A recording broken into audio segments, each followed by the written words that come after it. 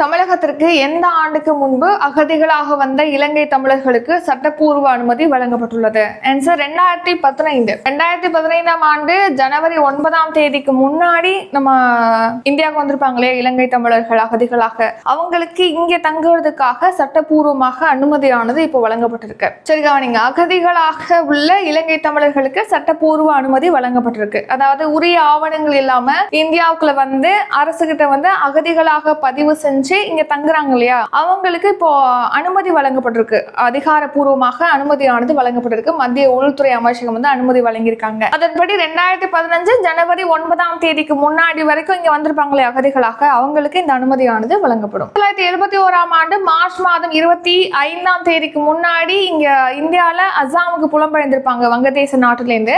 அவங்களுக்கு பாத்தீங்கன்னா குடியுரிமை பெற முடியும் அப்படின்னு சொல்லிட்டு உச்சநீதிமன்றம் ரீசெண்டா தீர்ப்பளிச்சிருக்காங்க. அடுத்து வங்கதேசம், பாகிஸ்தான், ஆப்கானிஸ்தான்ல இருந்து 2014 டிசம்பர் 31ஆம் தேதி முன்னாடி இந்தியாவுக்கு வந்திருப்பாங்க இல்லையா, அவங்களுக்கு குடியுரிமை திருத்த சட்டம் 2019 கீழ் பாத்தீங்கன்னா இப்போ குடியுரிமை, இந்திய குடிமையானது வழங்கப்படும் சொல்லிட்டு தெரிவிச்சிருக்காங்க. வங்கதேசம், பாகிஸ்தான், ஆப்கானிஸ்தான் இந்த 3 நாடுகள்ல இருந்து இங்க இந்தியாவிற்கு, அதாவது மத சிறுபான்மையினர் இங்க வந்திருக்காங்க அப்படின்னா அவங்களுக்கு இந்துக்கள், சீக்கியர்கள், சமணர்கள், பௌத்த மதத்தை சேர்ந்தவங்க, பார்சிகள், கிறிஸ்தவர்கள், இவங்களுக்கு இந்திய குடியுரிமையானது வழங்கப்படும் சொல்லியிருக்காங்க. அதன்படி 2024ஆம் ஆண்டு மார்ச் 11ஆம் தேதி தான் இந்த குடியுரிமை திருத்த சட்டம் அதாவது 2019 அமலுக்கு வந்திருக்கும்.